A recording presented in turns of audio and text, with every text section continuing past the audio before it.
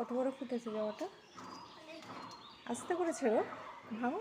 একটা সাইডে টান দো, তুমি তো গাছ তুলে ফেলছো, একটা সাইডে বাঁকা করো কাণ্ড। হ্যাঁ দেখো দেখি,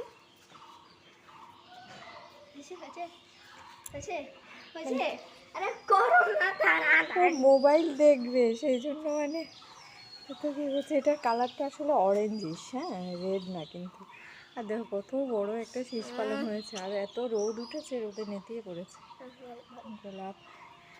আবার প্রচুর এক গাছ ছাকা গাঁদা ফুল।